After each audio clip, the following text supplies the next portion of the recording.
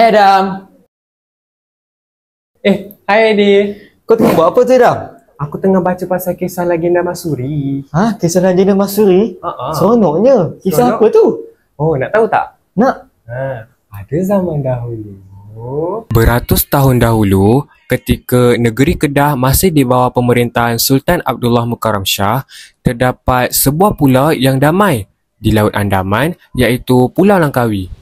Pulau itu subur dan indah, diselubungi sawah menghijau, bukit-bukit batu kapur dan pohon kelapa yang bergoyangan ditiup angin laut. Di sebuah kampung kecil bernama Ulu Melaka, tinggal sepasang suami isteri yang bernama Pak Ndak Mayah dan Mak Andam. Pasangan ini berasal dari Siam. Mereka berhijrah ke Langkawi untuk mencari rezeki dan memulakan hidup baru sebagai petani. Pada satu malam, langit disambar kilat dan guru berdentum. Pum, pum. Hujan turun selebat-lebatnya, seolah-olah bumi menyambut sesuatu yang besar. Dalam suasana itu, lahirlah seorang bayi perempuan yang luar biasa cantiknya. Kulitnya putih bersih seperti susu, wajahnya lembut berseri seperti bulan purnama. Dengan penuh kasih sayang, Pak Ndak Mayah menatap anak kecil itu dan berkata perlahan, "Anak ini seindah cahaya bulan. Kita namakan dia Masuri lah, iaitu lambang kesucian dan keindahan." Dan sejak malam itu, nama Masuri meniti di bibir seluruh orang kampung. Masuri membesar sebagai anak tunggal yang patuh dan rajin membantu ibunya. Dia sering ke sawah, menumbuk padi dan menolong jiran tanpa mengeluh. Namun, bukan hanya budi pekertinya yang memikat, tapi wajahnya juga sungguh menawan. Kulitnya yang putih bersih, matanya redup dan senyumannya yang manis. Ketika berumur 16 tahun, kecantikannya mula menjadi bualan. Para pemuda kampung sering mencari alasan untuk lalu di hadapan rumahnya, semata-mata ingin melihat wajahnya walau sekejap. Namun, Masuri tetap rendah diri. Dia tahu kecantikan tanpa akhlak hanyalah ujian semata-mata.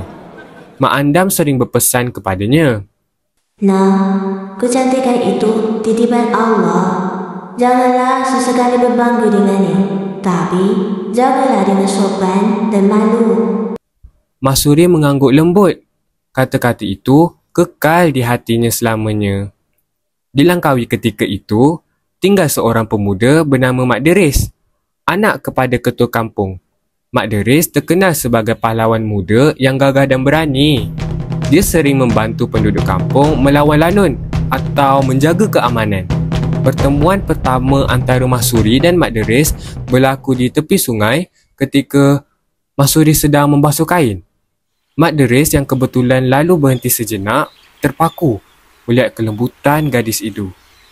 Mak Deris berkata, "Ampun gadis manis, namamu siapa?" Masuri pun menyapa, "Saya Masuri, anak Pak Ndak Mayah." Mak Deris pun menyaut, nama seindah wajah. Semoga Allah pertemukan kita lagi." Beberapa bulan kemudian, Mak Deris menghantar rombongan peminangan ke rumah Pak Ndak Mayah. Dengan restu kedua-dua keluarga, mereka pun bernikah. Majlis itu meriah, diraikan seluruh orang kampung. Sejak itu, Masuri menjadi menantu ketua kampung. Namun, di sinilah mula tumbuh benih cemburu dalam hati seorang wanita yang bernama Wan Mahura. Wan Mahura merupakan isteri Mak Deris yang pertama, atau dalam versi lain, menantu kepada ketua kampung juga. Selepas perkahwinan, Masuri hidup bahagia di sisi Mak Deris. Dia tidak sombong walaupun kini berstatus isteri pahlawan. Dia tetap turun ke sawah, membantu penduduk dan menghormati semua orang. Namun, kegembiraan itu tidak lama. Satu hari, Kedah diserang tentera Siam. Sultan Kedah memerintahkan semua pahlawan pergi berjuang mempertahankan negeri. Mak Deris turut dipanggil ke medan perang. Pada hari keberangkatannya, Mahsuri menangis-nangis di serambi rumah, menggenggam tangan suaminya dengan erat. Mahsuri berkata, Jangan risaukan aku, wahai suamiku. Pergilah berjuang demi negeri. Aku akan berdoa setiap hari agar engkau pulang dengan selamat. Mak Deris pun berkata, Doamu itu perisai paling kuat, Mahsuri. Jagalah diri. Aku akan kembali. Dan Mak Deris pun berangkat meninggalkan Langkawi tanpa tahu bahawa badai fitnah bakal menghancurkan hidup isterinya. Beberapa bulan kemudian, datang seorang pemuda asing bernama Deramang ke kampung itu. Dia pengembara dan pemain serunai yang handal. Setiap kali dia meniup serunainya, anak-anak kampung pasti berlari kegembiraan dan orang tua tersenyum mendengar melodi indahnya. Mahsuri seperti orang lain menghormati tamu itu. Dia sering memberi Deramang makanan atau air minum. Namun, sikap ikhlasnya disalah tafsir. Wan Mahora yang sudah lama menyimpan rasa iri terhadap Mahsuri melihat peluang untuk menjatuhkannya. Dia mula menabur fitnah. Kononnya, Mahsuri isteri pahlawan, tapi siang malam beramah di rumahnya, bisiknya kepada penduduk kampung. Dalam masa singkat, fitnah itu menular. Dari satu mulut ke satu mulut, nama Mahsuri menjadi bahan cemuhan. Apabila Mak Deris pulang dari perang, dia terkejut mendengar tuduhan terhadap isterinya. Dia cuba mencari kebenaran, namun seluruh kampung menentangnya. Wan Mahora berpura-pura bersedih dan menuduh Mahsuri mencemarkan maruah keluarga. Wan Mahora berkata, Kami hanya ingin menjaga kehormatan keluarga, Mak Deris. Tapi Mahsuri telah mengaibkan kita semua. Mak Deris bingung dan kecewa. Tetapi adat kampung memaksa kes itu dibawa ke pengadilan. Di hadapan ketua kampung, Mahsuri berdiri tenang, menunduk sopan. Ketua kampung berkata, Mahsuri, kau dituduh berzina dengan Deramang. Adakah kau mengaku? Mahsuri membalas, Demi Allah, aku tidak bersalah. Aku tidak pernah menodai maruah suamiku. Fitnah ini lebih kejam daripada mati. Namun, suara kebenaran tenggelam di tengah kebencian. Tanpa bukti, tanpa saksi, Mahsuri dijatuhi hukuman mati. Mahsuri dibawa ke padang luas untuk dihukum. Orang kampung berkumpul menyaksikan. 3 kali mereka cuba menikamnya, namun tiada satu pun keris yang mampu menembusi kulitnya. Akhirnya, seorang tua berkata, Gunakan keris ayahmu sendiri. Hanya itu yang mampu. Dengan tangisan dan rasa bersalah, Pandak Maya menyerahkan keris pusaka keluarga. Apabila keris itu menembusi dada Mahsuri, darah putih mengalir keluar yang menandakan tanda kesuciannya. Seluruh kampung terdiam. Mereka sedar mereka telah menghukum orang yang tidak bersalah. Dalam kesakitan, Mahsuri berbisik, Dengan nama Allah, aku bersumpah, Pulau Langkawi tidak akan aman dan makmur selama 7 keturunan kerana kezaliman kalian. Selepas itu, Mahsuri rebah dan meninggal dunia dalam keadaan suci. Langit mendung, angin bertiup kuat, seolah-olah alam turut berduka. Tidak lama selepas kematian Mahsuri, Langkawi dilanda pelbagai musibah. Tentera Siam datang menyerang, rumah-rumah dibakar, hasil tanaman musnah, penduduk yang terdesak membakar harta sendiri supaya tidak dirampas musuh. Pulau yang dahulu makmur kini menjadi padang tandus. Penduduk Langkawi percaya semua itu berlaku akibat sumpahan Mahsuri. Generasi demi generasi hidup dalam kesusahan, seolah-olah pulau itu benar-benar tidak mendapat rahmat Tuhan. Berabad-abad berlalu, zaman mula berubah, manusia mula berganti. Akhirnya, lahirlah keturunan ketujuh Mahsuri, iaitu seorang wanita yang bernama Wan Aisyah di Phuket, Thailand. Apabila dewasa, Wan Aisyah datang ke Langkawi dan disambut oleh penduduk setempat sebagai waris sah Mahsuri. Sejak itu, Langkawi mula membangun semula menjadi pulau pelancongan yang terkenal dan damai. Penduduk percaya dengan kehadiran Wak Aisyah, sumpahan 7 keturunan Mahsuri telah berakhir.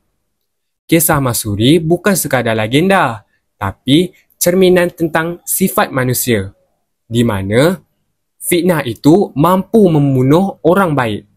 Fitnah juga merupakan hasad dan dengki yang menghancurkan masyarakat. Dan keadilan tanpa kebenaran hanyalah kezaliman berselindung di sebalik adat. Dan kisah Mahsuri terus hidup hingga kini. Bukan untuk ditangisi, tetapi untuk dijadikan pengajaran agar sejarah tidak berulang. Macam tu lah kisahnya. Oh, seronok juga cerita tadi Kan, seronok kan? Seronok. Saya pun ada cerita juga. Ada nak dengar? juga? Nak. Okey. Pada zaman dahulu, Pada suatu ketika masa dahulu, kita telah mendengar pelbagai kisah penceritaan rakyat yang memberikan pengajaran terhadap diri kita.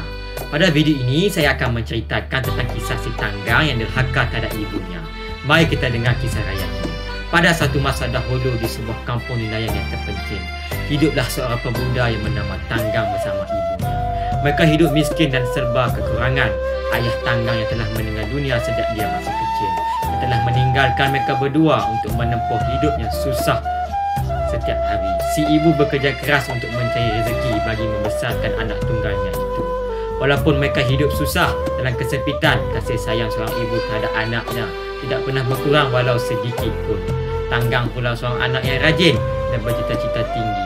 Dia ingin mengubah nasib hidup mereka agar tidak terus dibelenggu kemiskinan. Setiap hari, kapal dagang singgah di pelabuhan kampung. Tanggang akan termenung melihat kapal besar itu berlalu. Dalam hatinya, dia bertekad untuk keluar merantau jauh, mencari rezeki dan kehidupan yang lebih baik. Satu hari, hasratnya menjadi kenyataan apabila sebuah kapal besar singgah di kampungnya itu. Tanggang meminta izin daripada ibunya untuk mengikut kapal tersebut untuk berlayar. Walaupun beratnya hati, ibunya mengizinkan sambil menitikkan pesanan. Anakku, kemanapun kamu pergi nanti, jangan lupa asal usulmu, jangan sesekali menjadi anak yang derhaka. Tanggang mengangguk-angguk perlahan dan berjanji akan pulang menjemput ibunya apabila kehidupannya sudah berubah. Tahun demi tahun, tahun berlalu. Tanggang bekerja keras di perantauan. Berkat ketekunan dan kebijaksanaannya, ia akhirnya menjadi seorang pedagang yang kaya raya serta dihormati ramai. Tidak lama kemudian, Tanggang berkahwin dengan anak seorang bangsawan dan hidup penuh kemewahan. Namun dalam kesenangan itu, Tanggang pula lupa akan janji dan pengorbanan ibunya di kampung.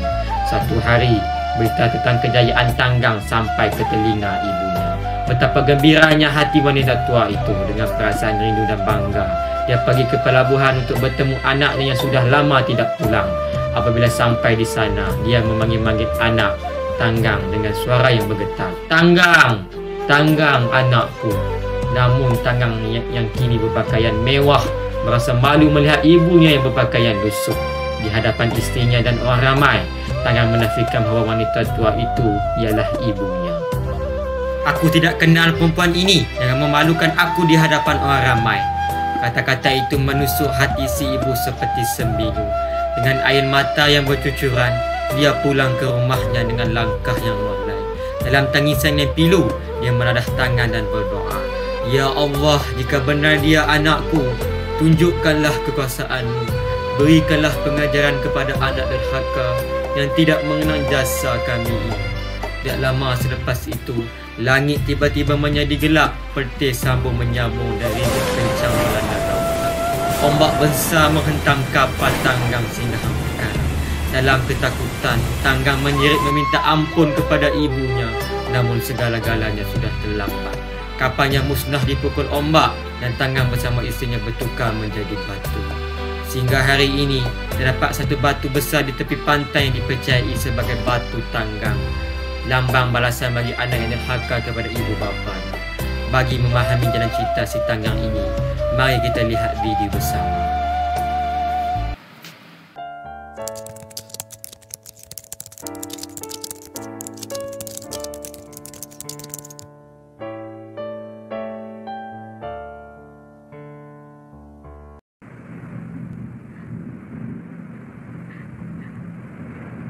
benar dia anakku yang ku kandung 9 bulan 9 hari.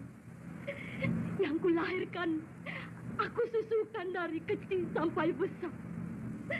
Tunjukkanlah balasan atas anak yang tidak membalas jasa, yang tidak mengaku aku ibunya.